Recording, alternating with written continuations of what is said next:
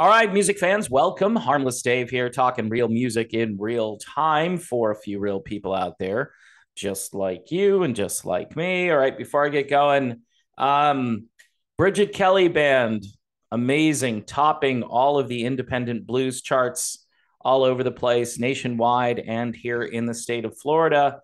This is their latest album. It's called Winter's Coming. Um, Winter's kind of actually here now. We're pretty close to it, but the title obviously might have a double meaning. Great blues rock, one of the great guitar players you've never heard of. His name is Tim Fick. Uh, these guys are friends of mine, and I've been following them for a number of years. I live in Florida. They're a Florida based band, and they're just fantastic. So check them out. They may not be your cup of tea. If you tune in to hear my rants about melodic rock bands, this is not a melodic rock band, although there's plenty of melody here. It's a blues oriented band, blues rock all the way. Bridget Kelly Band, Winter's Coming, available now to purchase. So get yourself a copy. You won't be disappointed. I've been disappointed for years with the relationship between Tommy Shaw and Dennis DeYoung.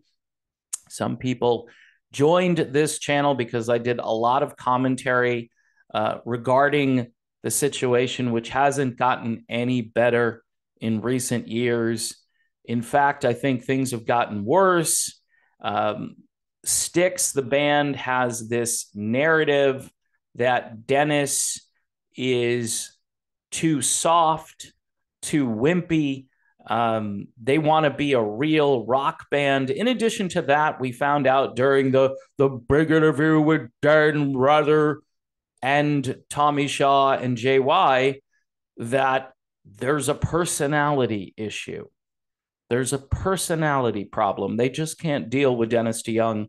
And even for a few months where they're not riding in the same bus or taking the same plane to gigs, I mean, because today everybody just goes separately.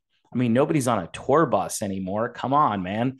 But they can't even put up with Dennis at that level, even though the people I know who know Dennis say he's really easy to work with. It's not a problem working with Dennis DeYoung.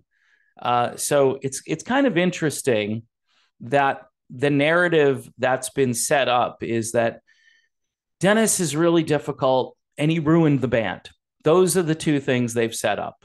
And there's just no evidence to that, especially when you look at how Tommy just left. He left the band. And, they were begging Dennis to replace Tommy, and that includes JY. Everybody wanted a replacement for Tommy Shaw. And Dennis said, no, we'll wait, and hopefully Tommy will come back. Well, they waited, and Tommy went off to join Damn Yankees, and Styx put out an album, and guess what? It did okay.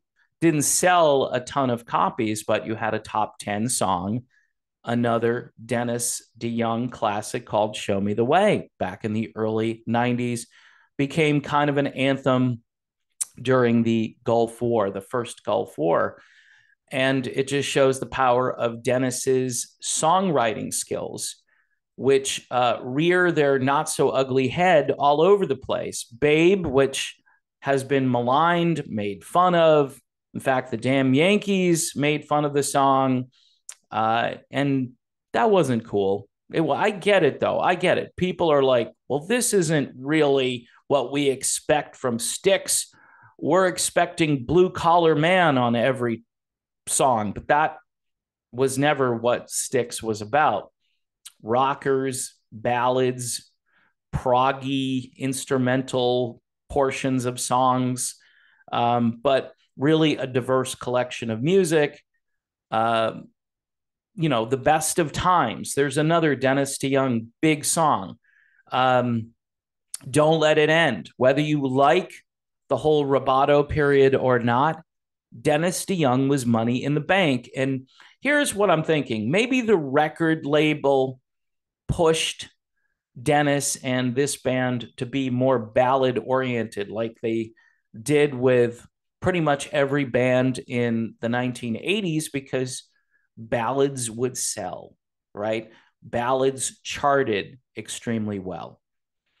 And it was good to have a variety of songs on an album. Now, if you go all just pure proggy or experimental or concept, now Styx have put out a couple of albums recently, which are pretty good albums, but they lack that warmth and that soul that Dennis brought to the band. It's kind of weird to say that because Dennis isn't really a soul singer, but there's a certain amount of wisdom that he brings to the songwriting, and it's far more accessible than just being weird, right? Being a little odd for the sake of being odd. And the sad truth is that I think this has more to do with personalities than it has to do with the legacy of Styx. Because anybody who just looks at this objectively, looks at it and says, well, Dennis wrote all of these huge songs.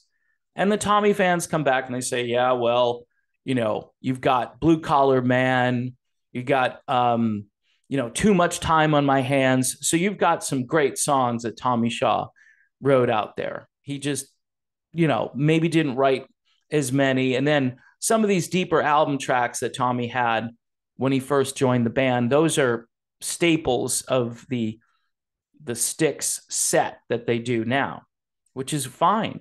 Those songs are terrific. And I bet you Dennis would say that, whether it's Renegade or Blue Collar Man, they're all great songs and he likes those songs, but they don't seem to appreciate the songs that Dennis wrote, some of which they still don't perform. So it's kind of bizarre because you've got this catalog, you go out on the road and you're only performing a portion of that catalog.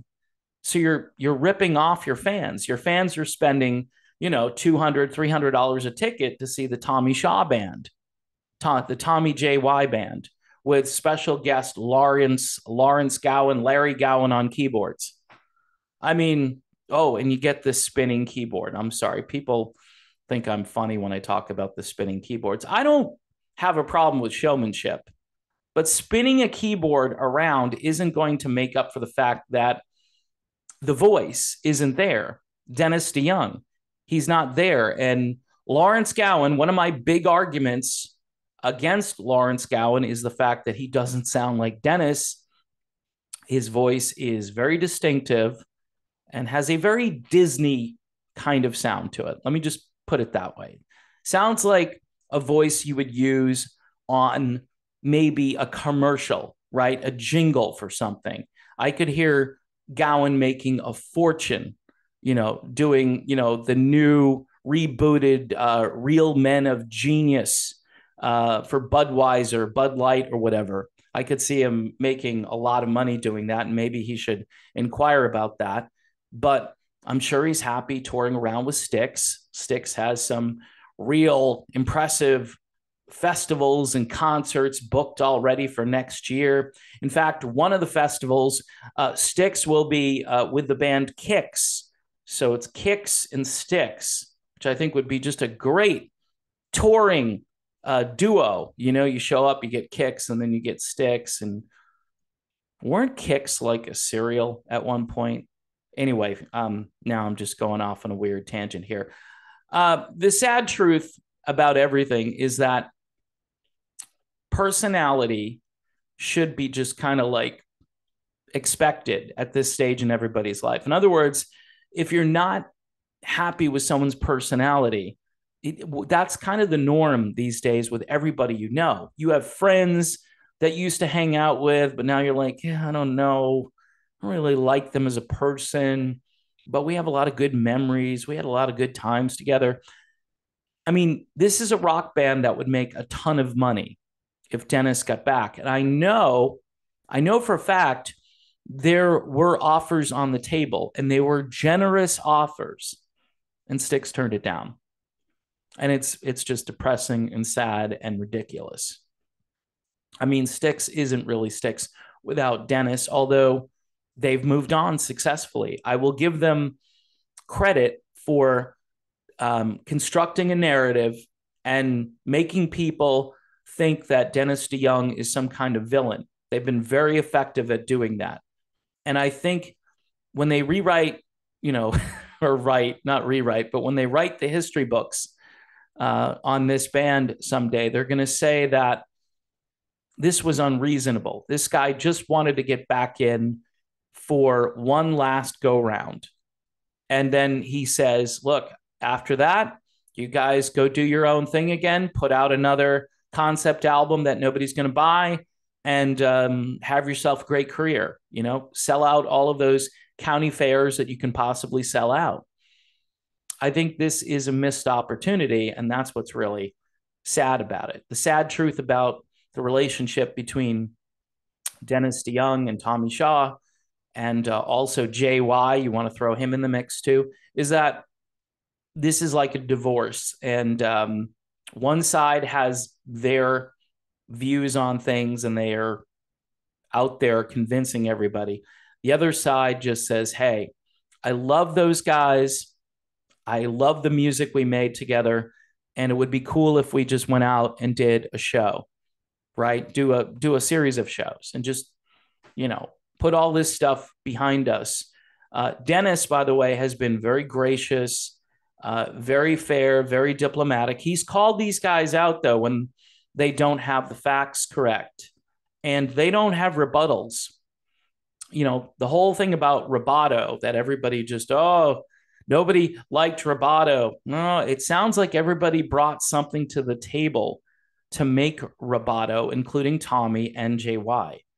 And so if that's the song that broke up the band, then why is Styx out there performing the song? I know the merch girl told them, she said, hey, people are asking about Mr. Roboto. Why aren't you guys playing Mr. Roboto?